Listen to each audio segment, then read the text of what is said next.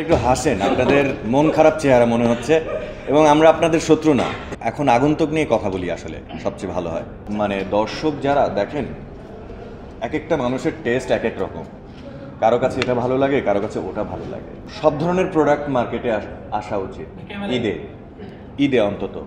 মানে শুধু একটা ব্যবসা সফল ছবি আসবে ঈদে তা না, একটা ওই যে আপনি যে শৈল্পিক সিনেমার কথা বলছেন ওরকম একটা সিনেমা বা প্রোডাক্ট আসা উচিত, বা একটু সায়েন্স ফিকশন আসা উচিত, একটু হরর আসা উচিত। বিভিন্ন টেস্টের দর্শক আমাদের এই ইন্ডাস্ট্রিতে, মানে এই ওয়ার্ল্ডে আছে।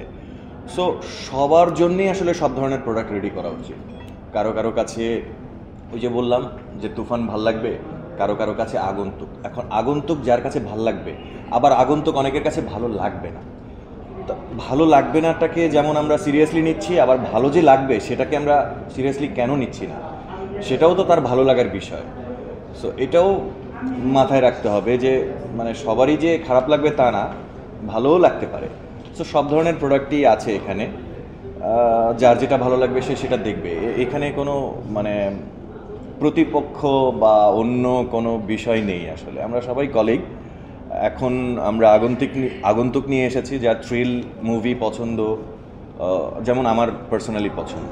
আমার এই ধরনের কাজ করতেও বেশি দেখবেন যে আমার ম্যাক্সিমাম কাজ কিন্তু থ্রিলার ঘরানার।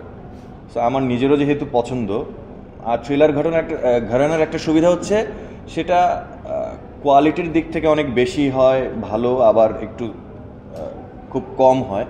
তো থ্রিলার ঘরানার এটা সুবিধা হচ্ছে একটু কোয়ালিটির দিক থেকে কমও হলে সেটা কিন্তু দেখে মানুষ শেষ পর্যন্ত, কারণ আসল রহস্যটা কোথায় গিয়ে মানে উঠে আসে সেটা দেখার জন্যই কিন্তু মানুষ অপেক্ষা করে। স্ক্রিপ্টটা আমি যখন পড়েছিলাম তখন আমার কাছে খুব ভালো লেগেছিল। আমি ওর সাথে কথা মানে ডিরেক্টরের সাথে কথা হয়েছে স্ক্রিপ্ট পড়ার পরে, এবং স্ক্রিপ্টটা অনেক বেশ ভালো ছিল।